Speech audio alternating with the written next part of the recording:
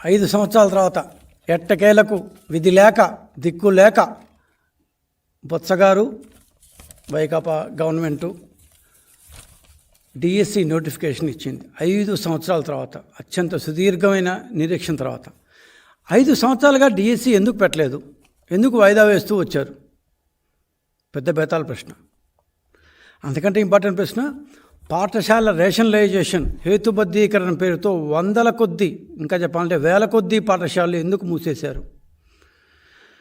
లక్షల కొద్దీ విద్యార్థులు ప్రభుత్వ పాఠశాల నుంచి గత 3-4 సంవత్సరాలుగా వెళ్ళిపోతుంటే, ప్రైవేట్ పాఠశాలలో చేరుతుంటే జగన్మోహన్ రెడ్డి గారు కానీ, ఈ ప్రభుత్వం కానీ, ఈ విద్యాశాఖ కానీ ఎందుకు పట్టించుకోలేదు? నిశ్శబ్దంగా ఎందుకు ఉండిపోయింది? దీని వెనకాల రహస్యం ఏంటి అసలు? ఎందుకు వీళ్ళెవరు పట్టించుకోలేదు? టీచర్లని తగ్గిస్తూ వచ్చారు, పాఠశాలను విలీనం చేస్తూ రేషనలైజేషన్ పేరుతో ఎక్కడికక్కడ టీచర్లను సర్దుబాటు చేశారు, కొత్త టీచర్లు రిక్రూట్ చేయలేదు, విద్యార్థులు వెళ్ళిపోతున్నారు, స్కూళ్ళను మూసేశారు. విద్యాశాఖలో ఇంత జరుగుతుంటే బ్రహ్మాండంగా జరిగిపోయింది, అసలు చాలా సూపర్గా ఉంది అని చెప్పి గవర్నర్ గారు అసెంబ్లీలో మొన్న ఇది పాఠశాల దీనికి స్వర్ణయుగం అనే పేరుతో మాట్లాడారు. సరే, గవర్నర్ గారు గవర్నమెంట్ ఇచ్చిందని చదువుతారు అనుకోండి, కానీ జగన్మోహన్ రెడ్డి గారు మీ రాష్ట్రంలో, మన రాష్ట్రంలో మీ యొక్క విద్యా విధానం మీరు చెప్పేంత అందంగా లేదు సార్, గ్యారంటీగా లేదు. ఎందుకు లేదు అంటే, ఈ రోజున ఏపీ పాఠశాలలో విద్యార్థులు తగ్గిపోతున్నారు. ప్రతి సంవత్సరం గత 2-3 సంవత్సరాలుగా ప్రతి సంవత్సరం తగ్గిపోతూ వస్తున్నారు. 100-200 కాదండి, 4.5 లక్షల మంది విద్యార్థులు ఈరోజు ప్రభుత్వ పాఠశాల నుంచి వెళ్ళిపోయారు. మీ విద్యాశాఖ అసలు తెలుసా? అసలు ఇట్లా ఒక జరుగుతుందని మీ విద్యాశాఖ సెక్రటరీలకు కానీ, మీ ఇప్పుడు వచ్చిన కొత్త దాన్ని ప్రిన్సిపల్ సెక్రటరీకో, ఇంతకుముందున్న ఆయనకో వీళ్ళకి అసలు తెలుసా? పోనీ మీ విద్యాశాఖ మంత్రి గారన్నా మీకు ఈ విషయం ఎప్పుడన్నా చెప్పారా సార్? 5 లక్షల మంది దాకా విద్యార్థులు ప్రభుత్వ పాఠశాల నుంచి గత 2-3 ఏళ్లలో వెళ్ళిపోయారు, ప్రైవేట్ పాఠశాలలో చేరిపోయారు, లేకపోతే కొంతమంది విద్యకు దూరం అయిపోయారు. మొత్తం మీద వెళ్ళిపోవడం అయితే వాస్తవం. ఇది మీ యొక్క లెక్కలే, మేము చెప్పిన లెక్కలు కాదు ఇవి.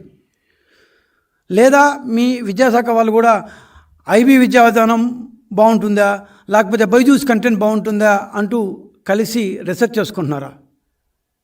గత 5 ఏళ్ళుగా మీరు విద్యా విధానంలో ఈ రాష్ట్రంలో చేసే అన్ని ఎక్స్పెరిమెంట్లు, దాని అవుట్కమ్ ఏంటంటే, ఈరోజు విద్యార్థులు, చిన్న పిల్లలు 1వ క్లాస్, 2వ క్లాస్, 3వ క్లాస్, 4వ క్లాస్ వాళ్ళు గవర్నమెంట్ స్కూల్లో గత నెక్స్ట్ 10 ఏళ్లలో చదువుతారు అని అనుకున్న వాళ్ళు ప్రైవేట్ స్కూళ్ళలో చేరిపోతున్నారు. 1-2 కాదండి, 5 లక్షల మంది గత 3 సంవత్సరాల్లో చేరిపోయారు. మీరు చెప్తున్న ఘనమైన విద్యా విధానానికి విరుద్ధంగా గత 3 సంవత్సరాలుగా జరుగుతోంది.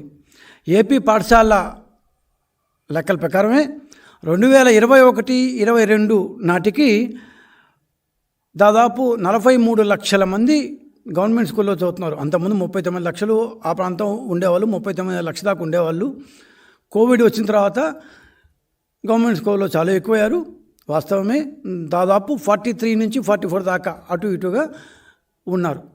కానీ 2023 జూలై, అంటే ఈ నడుస్తున్న విద్యా సంవత్సరంలో కనీసం 2023 జూలై నాటికి కనీసం 4.5 నుంచి 5 లక్షల మంది వరకు విద్యార్థులు ప్రభుత్వ పాఠశాల నుంచి వెళ్ళిపోయారు. ఇంత పెద్ద ఎత్తున విద్యార్థులు మైగ్రేషన్ వలసపోతుంటే ప్రైవేట్ స్కూళ్ళకి, మీరేమో విద్యా విధానం బ్రహ్మాండంగా ఉంది, నాడు నేడని అదని ఇదని మీరు చెప్తుంటారు. ఒక్క మాట కూడా దీంట్లో నిజం కాదు. 5 లక్షల మంది పోయిన విషయం వాస్తవం. దీన్ని మేము ప్రూవ్ చేయడానికి రెడీగా ఉన్నాం. మీరే చెప్పారు, మీ యొక్క వెబ్సైట్లో ఉన్నాయి, మేమెందుకు కొత్తగా దాన్ని ప్రూవ్ చేసేది. 2021-22 విద్యా సంవత్సరంలో సుమారు 43 లక్షల మంది విద్యార్థులు ప్రభుత్వ స్కూల్లో చదువుతుంటే, ప్రస్తుతం అంటే ఈ విద్యా సంవత్సరానికి 37,80,000 మంది మాత్రమే చదువుతున్నారు.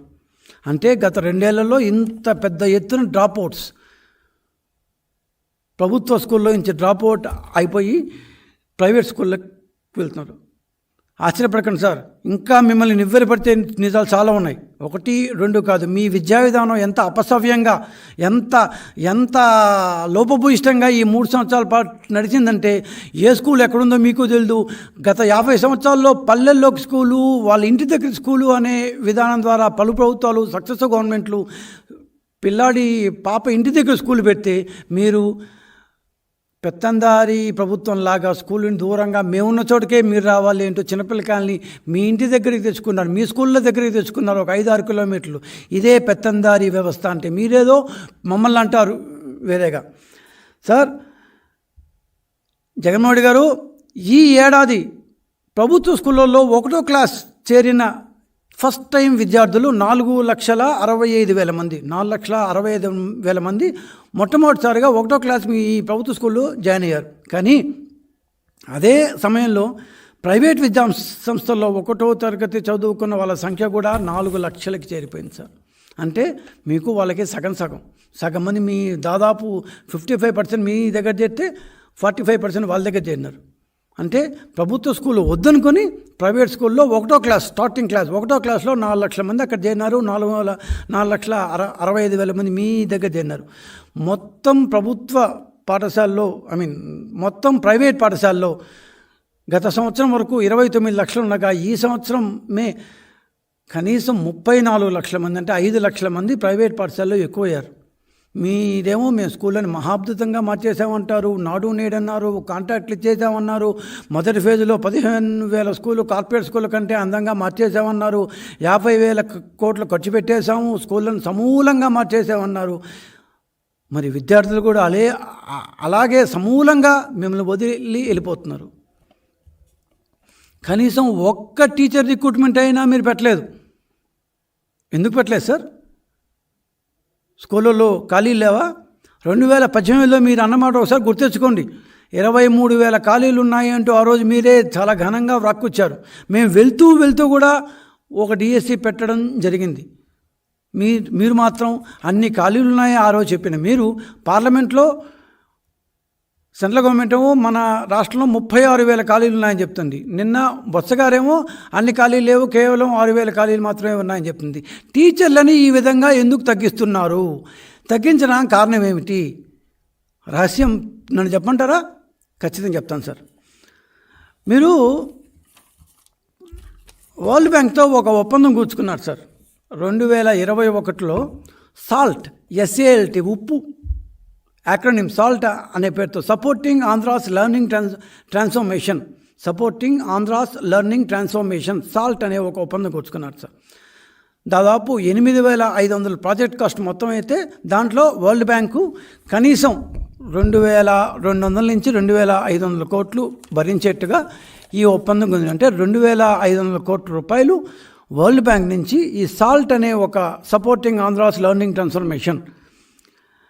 ఈ ట్రాన్స్ఫర్మేషన్ కోసం మీరు 2,500 కోట్ల రూపాయలు వరల్డ్ బ్యాంక్ నుంచి అప్పు తీసుకున్నారు. సరే, మీకు అప్పు తీసుకోవడం మామూలే, సెంట్రల్ గవర్నమెంట్ మీకు ప్రతి నెల చాలా ఉదారంగా ఇచ్చేస్తుంటుంది. ఆ విషయం పక్కన పెడితే వరల్డ్ బ్యాంక్ ఏ కండిషన్ లేకుండా అప్పు ఇవ్వదు కదా. సో మీరు బయట పెట్టండి, మేము బయట పెడుతుంది ఏంటంటే వరల్డ్ బ్యాంక్ మీకు ఇచ్చిన కండిషన్ ఏంటంటే మానవ వనరులను తగ్గించాలి, అంటే హ్యూమన్ రిసోర్సెస్ కాస్ట్ని తగ్గించాలి అంటూ కండిషన్ పెట్టింది. అవునండి? ఇప్పటికన్నా కనీసం వెళ్ళిపోయే ముందు ఇంకుండేది మీరు 60 డేసే, కనీసం వెళ్ళిపోయే ముందన్న ఒక దాని వాస్తవం ఈ రాష్ట్ర ప్రజలకు చెప్పేసిపోండి. అంటే మానవ వనరులు అంటే ఎవరిక్కడ? టీచర్ల సంఖ్యను తగ్గిస్తే ఈ లోన్ ఇస్తాము అన్న ఒక నిబంధన ఉందా లేదా? ఉంది. ఆ యొక్క ఒప్పందంలో భాగంగానే మీరు టీచర్ల సంఖ్య తగ్గించడానికి స్కూళ్ళను రేషనలైజేషన్ అంటూ స్టార్ట్ చేశారు. అసలు ఈ ప్రపంచ బ్యాంక్ లోన్ ఏంటి అంటే 2021లో 5 ఏళ్ల కాలానికి గాను విద్యారంగ అభివృద్ధి అంటూ తీసుకున్న $250 మిలియన్ ప్రపంచ బ్యాంక్ లోన్. మన కరెన్సీలో చెప్పాలంటే ఈరోజు కనీసం 2,075 కోట్లు. ఇది ఇంకో 200 to 300 కోట్స్ ఎక్కువ కూడా అవ్వచ్చు అనే ఒక కండిషన్ కూడా పెట్టుకున్నారు. మొత్తం ప్రాజెక్ట్ కాస్ట్, ఈ ప్రాజెక్ట్ కాస్ట్ అంతా ఏం చేశారో మాకైతే తెలియదు, కానీ వరల్డ్ బ్యాంక్ దీంట్లో ఉన్న మొత్తం ప్రాజెక్ట్ కాస్ట్ అండి ఇది వరల్డ్ బ్యాంక్కి సంబంధించిన వరల్డ్ బ్యాంక్ వెబ్సైట్లో మాకు లభించిన ఈ ఒప్పందం. మొత్తం ప్రాజెక్ట్ కాస్టు 1,020 మిలియన్లు. యూఎస్ డాలర్లు, అంటే 1020 మిలియన్ యూఎస్ డాలర్లు, అంటే ఈరోజు ఉన్న డాలర్ లెక్క ప్రకారం మన కరెన్సీలో 8467 కోట్లు, అంటే 8500 crores అనుకోండి. సో 8500 crores ఒప్పందానికి గాను వరల్డ్ బ్యాంకు 2500 కోట్ల వరకు భరిస్తుంది. అంటే మిగిలిన 6000 కోట్లు రాష్ట్రం భరిస్తుంది, 2500 కోట్ల రూపాయలు వరల్డ్ బ్యాంక్ భరిస్తుంది.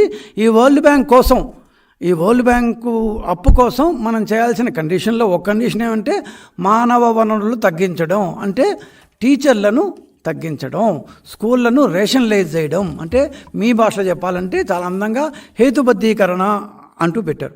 సో ఈ లోనులో ఉన్న, ఈ అప్పులో ఉన్న మెలిక కోసం మీరు టీచర్ల సంఖ్యను తగ్గిస్తూ దాన్ని రేషనలైజేషన్ అంటూ పాఠశాలలను విలీనం చేస్తూ దాదాపు మూసేసే స్థాయికి తీసుకొచ్చి చాలా వరకు మూసేశారు కూడా.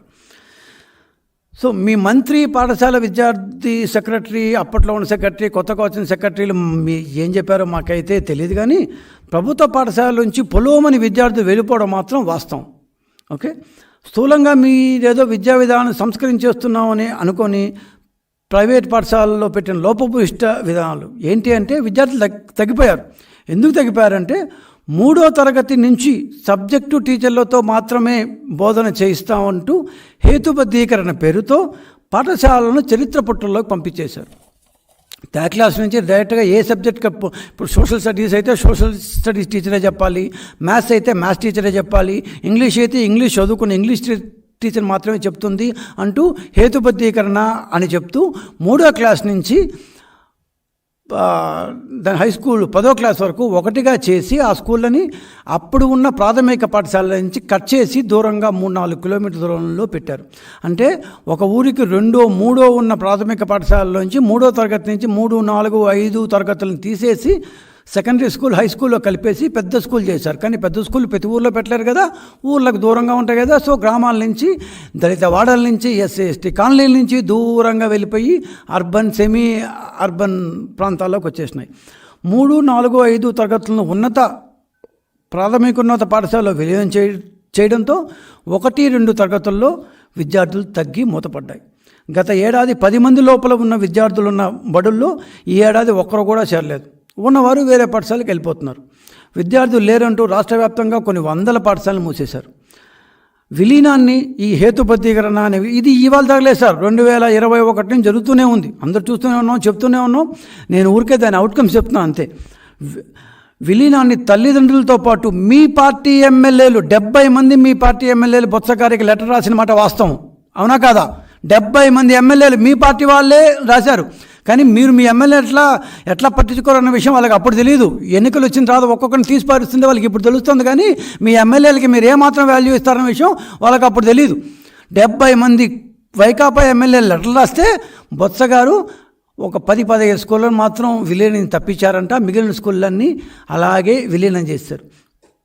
ఈ విలీనం వల్ల ఏం జరిగింది? రాష్ట్ర వ్యాప్తంగా 4234 పాఠశాలలో ప్రాథమిక పాఠశాల విద్యార్థులను ఉన్నత పాఠశాలలో గత విద్యా సంవత్సరం విలీనం చేశారు.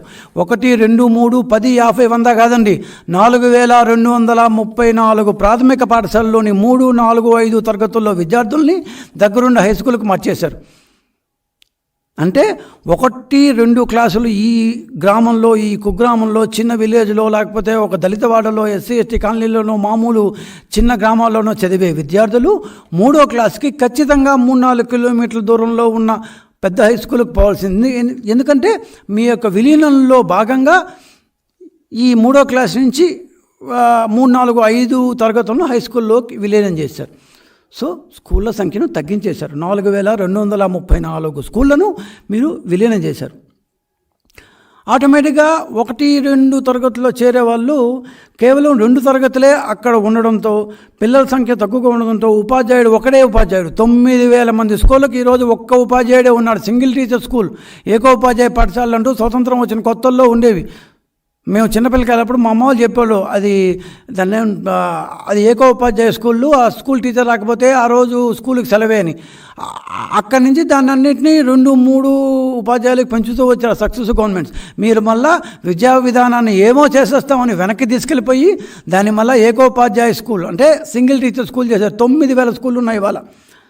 సో ఎట్లా 3వ తరగతి మళ్ళీ 3-4 కిలోమీటర్ల తర్వాత చేస్తారు కదా. అందుకని ఇప్పటి నుంచే 1వ తరగతిలోనే దగ్గరుండే ప్రైవేట్ పాఠశాలలు చేస్తే వాడు హ్యాపీగా 5-6 తరగతుల దాకా అక్కడే చదువుతాడు అనే దీంతో ప్రైవేటు పాఠశాలలకి పొలోమంటూ మైగ్రేషన్ వలసపోవడం స్టార్ట్ అయింది. మీకు తెలియకుండా ఏం కాదు. ఎందుకంటే మీ దగ్గరికి ఎంతమంది స్కూళ్ళు, ఎంతమంది స్కూళ్ళు ఉన్నాయి, ఎంతమంది విద్యార్థులు పోతున్నారు, ఎంతమంది విద్యార్థులు ఇప్పుడు వస్తున్నారు, ఎంతమంది విద్యార్థులు ఏ క్లాస్ నుంచి పోతున్నారు, ప్రతి ఒక్కటి ఎంఈ వాళ్ళ దగ్గర నుంచి డిఓ వాళ్ళ దగ్గర నుంచి మీ దగ్గరికి ఫుల్ డీటెయిల్స్ వస్తూనే ఉన్నాయి. కానీ మీరు పట్టించుకోలేదు. ఎందుకు పట్టించుకోలేదంటే మనకు అప్పు కావాలి, వరల్డ్ బ్యాంక్ ఒప్పందం ఉంది. ఒప్పందం ప్రకారం టీచర్లను తగ్గించాలంటే స్కూళ్ళను తగ్గించాలి, స్కూళ్ళను రేషనలైజ్ చేయాలి. హేతుబద్ధీకరణ అనే పేరుతో స్కూళ్ళను తగ్గించాలి, టీచర్లను తగ్గించాలి. కొత్తగా డిఎస్సీలు పెట్టకూడదు. 5 సంవత్సరాలుగా ఒక్కసారి కూడా డిఎస్సీ పెట్టి మీరు ఇవాళ ఎన్నికల ముందు ఏప్రిల్ 16వ తేదీ లోపల ఎన్నికలు జరగాలంటే ఏప్రిల్ 12, 13 ఆ ప్రాంతంలో ఎన్నికలు జరగబోతుంటే ఏప్రిల్ 7వ తేదీన ఫైనల్ రిజల్ట్స్ రిలీజ్ చేస్తారంట. చెప్పడానికి మీకన్నా ఉండాలి కనీసం. అప్పుడు ఆ సెంట్రల్ ఎలక్షన్ కమిషన్ ఏం చేస్తుందో మాకే తెలియదు. కానీ ఏప్రిల్ 16 లోపల ఎన్నికలు జరగాలి. ఏప్రిల్ 7వ తేదీన డిఎస్సి యొక్క రిజల్ట్స్ ఇస్తారంట. అంటే ఏమంటారు, నోటిఫికేషను, కోడు ఏం అవసరం లేదన్నమాట. మీ ఇష్టం. 5 సంవత్సరాల పాటు గమ్మ ఉండిపోయి 5 సంవత్సరాల తర్వాత ఇప్పుడు స్కూల్ ఇస్తారా? ఇప్పుడు ఈ 6,000 మంది టీచర్లు ఇస్తామని చెప్పి మీరు ఇస్తారా? కనీసం మీకు ఏమంటారు, అంతరాత్మ అనేది ఒకటి ఉండదండి. మనం ప్రజాస్వామ్యంలో ఉన్నాము. ఎన్నికలు ఇట్లా ఏమవసరం మీకు అసలు గుర్తే రాదు. పిల్లలు లేరనే కారణంతో ఎన్ని స్కూళ్ళు మూసారు తెలుసా మీరు? జీవో నెంబర్ 117తో ఉపాధ్యాయుని తగ్గించి బడికి దూరం చేశారు. దీంట్లో చేరేవారు లేక 500 వరకు స్కూళ్ళు మూతపడ్డాయి. మీ ప్రభుత్వమే నియమించిన బాలకృష్ణన్ కమిషన్ చెప్పిన లెక్కలతో పోలిస్తేనే 27,000 మంది ఉపాధ్యాయులు తగ్గిపోయారు. సింగిల్ టీచర్ స్కూళ్ళు దాదాపు 9,000 ఉన్నాయి. ఇవంతా ఇందాక నేను చెప్పినట్టు వరల్డ్ బ్యాంక్ దీంతో ఈ అప్పు కోసం ఈ సాల్ట్ అనే ఒప్పందం అమలు కోసము మీదేదో విద్యా వ్యవస్థలో భారీ సంస్కరణలు తీసుకొస్తాను బ్యాంకుకి ఏం చెప్పారు వరల్డ్ బ్యాంకుకి, దాని ప్రభావమే ఈ పాఠశాల మూతకు కారణం అని అందరూ అనుకుంటున్నారు. అందరికీ తెలిసిన సత్యమే ఇది. తెలుగుదేశం ప్రభుత్వంలో ఉన్నప్పుడే 23,000 టీచర్ ఖాళీలు అని మీరు మాట్లాడేవాళ్ళు. మరి 5 సంవత్సరాల తర్వాత కూడా 6,000 మందే ఉంటారా? అంతకంటే ఖాళీలు లేవా? అంటే 5 ఏళ్లలో మేము మా యొక్క ప్రభుత్వంలో 18,000 టీచర్లను రిక్రూట్ చేశాం. టీడీపీ గవర్నమెంట్ 5 సంవత్సరాల్లో 2014-19లో. మీరు ఇప్పటిదాకా ఈ రోజు దాకా 98లో వచ్చిన కొన్ని అప్పటి డిఎస్సికి చెందిన కొన్ని 100,000 లోపల ఉన్న టీచర్లను తప్పిస్తే ఈ రోజు దాకా మేము టీచర్ రిక్రూట్మెంటే లేదు. టీచర్ రిక్రూట్మెంట్ ఉండదు. కానీ రిటైర్ అయ్యే వాళ్ళు అవుతూనే ఉంటారు కదా. 62 చేసినా కూడా ఆ టైం 2 సంవత్సరాల తర్వాతనే కావాల్సిందే కదా. మరి రిటైర్ అయ్యే టీచర్ల స్థానంలో కొత్త టీచర్లు నియమించకపోతే స్కూల్ ఎలా జరుగుతాయి? స్కూళ్ళు ఎలా జరుగుతాయి కాబట్టి విలీనం పేరుతో స్కూళ్ళను మూసారు. As simple. ఇంకా మీకు స్పష్టంగా చెప్పమంటారా? 2019-20 విద్యా సంవత్సరంలో రాష్ట్రంలో మొత్తం 63,463 పాఠశాలలు ఉన్నాయి. 63,463 స్కూళ్ళు ఉన్నాయి 2019-20లో. దాంట్లో కేంద్ర ప్రభుత్వ పాఠశాలలు 61, రాష్ట్ర ప్రభుత్వ పాఠశాలలు 4,287, స్థానిక సంస్థలు జడ్పీలు, మండల పరిషత్లు, మున్సిపల్ ఆధ్వర్యంలో నడిచేవి దాపుగా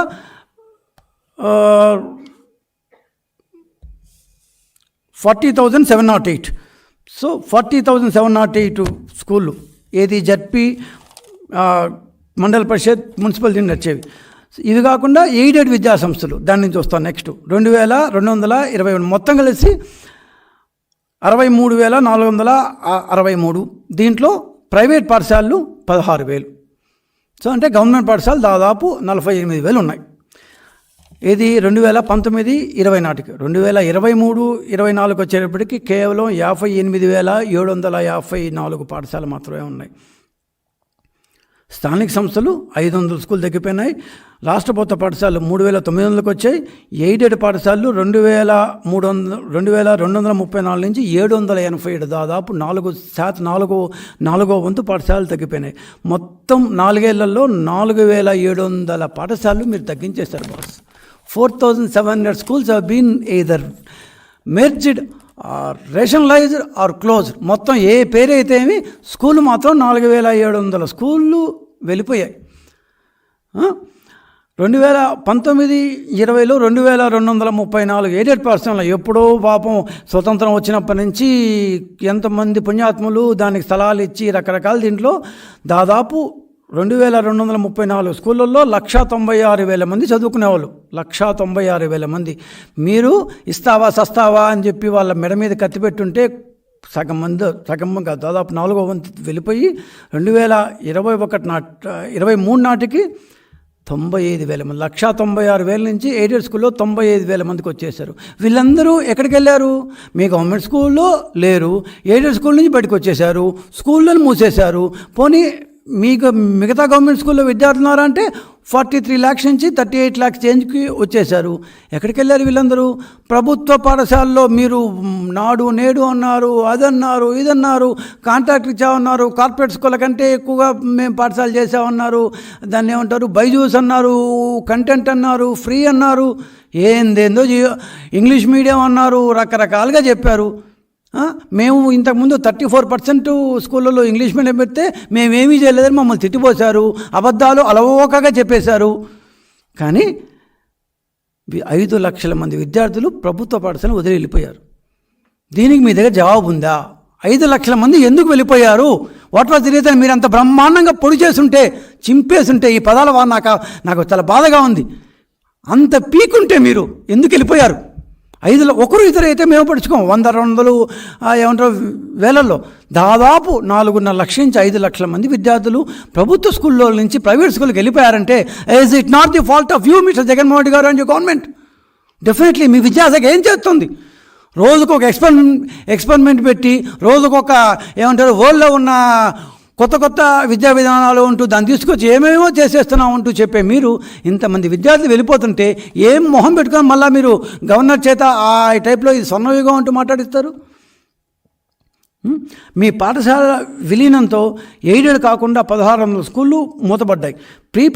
ప్రైమరీ పేరుతో 4,200 స్కూల్లో కేవలం 2 క్లాసులు మాత్రమే, 1-2 మాత్రమే జరుగుతున్నాయి. 2 ఏళ్ళ తర్వాత బడెట్లా మారాలి కాబట్టి 3వ తరగతి నుంచి వేరే చోటుకి వెళ్ళాలి కాబట్టి 3 కిలోమీటర్ దూరంలో ఉన్న స్కూల్కి వెళ్ళాలి కాబట్టి దాంతో దగ్గరలో ఉండే ప్రైవేట్ బడికి పంపించడానికే తల్లిదండ్రులు మొగ్గు చూపిస్తున్నారు. ఫలితంగా 1వ తరగతిలో చేరుతున్న వాళ్ళ సంఖ్య ఇందాక నేను చెప్పినట్టు 4,65,000 మంది ఈ సంవత్సరంలో జరుగుతున్న విద్యా సంవత్సరంలో గవర్నమెంట్ స్కూల్లో చేరితే దాదాపు 4 లక్షల మంది ప్రైవేట్ స్కూల్లో చేరుతున్నారు. అంటే సగానికి సగం. 1-2 తరగతుల తర్వాత వాళ్ళు ప్రభుత్వ బడుల్లో కొనసాగడం కూడా కష్టమవుతుంది. దీంతో ప్రభుత్వ బడుల్లో ఒక్కసారిగా సంఖ్య తగ్గిపోతుంది. రాష్ట్ర ప్రభుత్వం విద్యా వ్యవస్థలో తీసుకొచ్చిన అంశం వల్ల ప్రభుత్వ ఎయిడెడ్ స్కూల్ ఇంకా దానికి అసలు మాటే లేదు. దాదాపు 2,400 స్కూల్ దగ్గర నుంచి 790 స్కూళ్ళు ఎయిడెడ్ తగ్గిపోయినాయి. పెత్తందారులకు పేదలకు మధ్య మీరు యుద్ధం అంటారు, మీరు పేదల పక్షం ఉంటారు. కానీ రాష్ట్ర ప్రభుత్వం విద్యార్థులకు తమ ఇంటి పక్కన ఉండే స్కూళ్ళను దూరం చేసేశారు. దానికోసం స్కూల్ ఎడ్యుకేషన్ దీంట్లో సవరణలు కూడా చేశారు. కిలోమీటర్ల దూరంలో ఉండాల్సిన 3, 4, 5 తరగతుల 3 కిలోమీటర్ల దూరం ఉండేలా సవరణ చేశారు, చట్టం చేశారు. మీ స్కూళ్ళను దూరంగా తీసుకెళ్ళిపోతున్నాం, మీ ఇంట్లోనో మీ ఇంటి పక్కనో మీ గ్రామంలోనో స్కూల్ ఉండడానికి లేదు, దూరంగా వెళ్ళిపోతున్నాం అంటూ చట్ట సవరణ చేసి చట్టబద్ధం చేశారు. మీరు మళ్ళా వేరే వాళ్ళని పెత్తందారులు అంటారు. అంగన్వాడీ కేంద్రం కూడా కిలోమీటర్ల దూరంలో ఉండొచ్చని ఇంకొక సవరణ కూడా పెట్టారు. చాలా స్కూళ్ళల్లో నేను స్వయంగా చూసాము. అంగన్వాడీలను కూడా ఈ హై స్కూల్లో జరిపేశారు. అంగన్వాడీ అంటే 1st, 2nd, 3rd, 4th, 5th అందరూ ఇరుక్కొని ఎవరెవరి దీంట్లో వాళ్ళ భోజనం వీళ్ళ భోజనాలు, అక్కడ భోజనం వేరే ఇక్కడ భోజనం వేరే, గందరగోళంగా ఉంది. దానివల్ల మీరు ఏం సాధించారంటే కేవలం ఒకటే, టీచర్ల సంఖ్యను తగ్గించారు, ఖర్చు తగ్గించుకున్నారు, అప్పు తెచ్చారు, స్కూళ్ళకు రంగులు కొట్టారు. 8,500 crores మీరు ఈ ప్రాజెక్ట్ కాస్ట్ అంట. దాంట్లో వరల్డ్ బ్యాంకు మీకు 2,500 కోట్లు ఇచ్చింది విద్యా విధానాన్ని ఇంప్రూవ్ చేయడానికి. దీంట్లో మీరు ఇన్ఫ్రాస్ట్రక్చర్ వైజ్ అంటే ఈ నాడు నేడు అనేది పక్కన పెడితే మిగతా ఏం చేశారు? అంటే కేవలం నాడు నేడు కోసమైనా మీరు ఈ 8,500 కోర్సు ప్లస్ ఈ కోట్లు కాకుండా ప్లస్ మీరు వరల్డ్ బ్యాంక్ దగ్గర నుంచి అప్పు తెచ్చింది? ఎప్పుడన్నా కనీసం ఇంత మేము వరల్డ్ బ్యాంక్ దగ్గర నుంచి అప్పు తెచ్చామని కనీసం మీరు చెప్పారా బయటికి? ఆ మాత్రం ట్రాన్స్పరెన్సీ ఉందా? లేదు.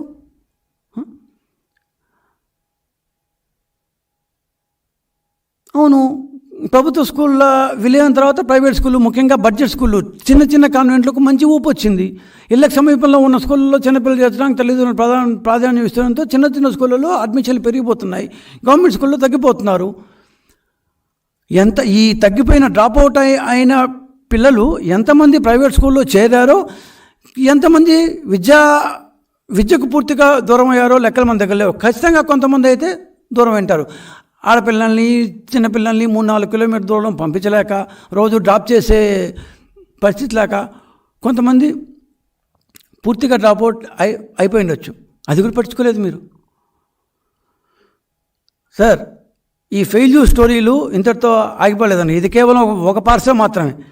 ఇంకో పార్శ్వం అంటే మీ తప్పులను కప్పిపుచ్చుకోవడానికి స్కూళ్ళకు రంగుల దగ్గర నుంచి, నాడు నేడు నుంచి, ఇంగ్లీష్ మీడియం అన్నారు, మధ్యాహ్న పథకంలో ఎవరు మధ్యాహ్న భోజన పథకం ఇప్పటిదాకా అసలు పెట్టినట్టు. అసలు టీడీపీ, మీకు విషయం చెప్పి ముగిస్తాను. టీడీపీ గవర్నమెంట్లో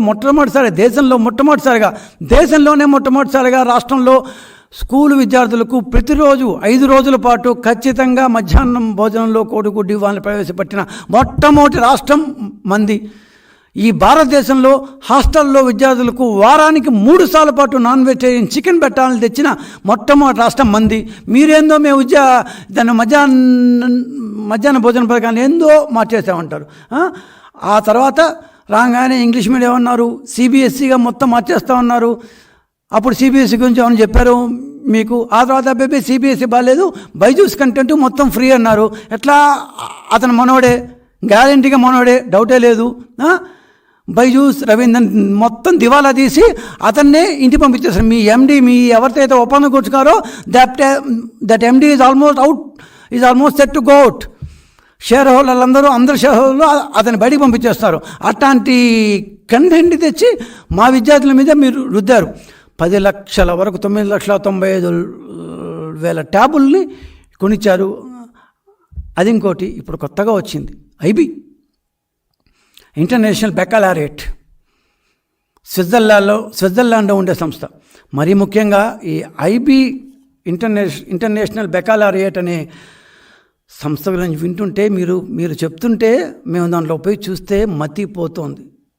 కేవలం ప్రపంచంలోనే కేవలం 5,000 పాఠశాలలు, భారతదేశంలో కేవలం 225 పాఠశాలలు, ఆంధ్రప్రదేశ్లో కేవలం 12 పాఠశాలలు మాత్రమే ప్రస్తుతానికి ఉంటున్న ఈ ఇంటర్నేషనల్ బెకాలరేట్ అనే సంస్థకి మీరు స్కూళ్ళు ఆథరైజేషన్ ఇస్తామన్నారు. ఆథరైజేషన్ ఇవ్వాలంటే వాళ్ళ యొక్క దగ్గర నుంచి ఆథరైజేషన్ ఇవ్వాలంటే ఎంత ఖర్చు అవుతుందో తెలుసా మీకు? ఆ విషయాలు చెప్పారా? లేకపోతే కేవలం ఒక 3-4 వర్క్షాపులు పెట్టి వాళ్ళ దగ్గర ట్రైనింగ్ ఇప్పించేసామని చెప్పబోతున్నారా? చాలా పెద్ద సంస్థ సార్ అది, చాలా పెద్ద స్టోరీలు అవి. రెండో భాగంలో కలుసుకుందాం ఖచ్చితంగా అతి త్వరలో. ఈ ఇంటర్నేషనల్ బెకాలరేట్ ఐబీ భాగవతం ఏంటి, మీరు ఏం చేయబోతున్నారు, విద్యార్థుల మీద ఎలా ఇంకొక మోసాన్ని రాష్ట్ర విద్యార్థుల మీద మీరు ఎలా రుద్దాలని ట్రై చేస్తున్నారు, కానీ మీరు రుద్దలేరు. ఎందుకంటే రాబోయే గవర్నమెంట్ మాది, 65 రోజులే ఇంకుండేది, కేవలం 60+ డేస్. ఆ 60+ డేస్ తర్వాత దేవుడి దయ వల్ల విద్యార్థులకి అంతా నెక్స్ట్ గవర్నమెంట్లో మంచిగా జరుగుతుంది.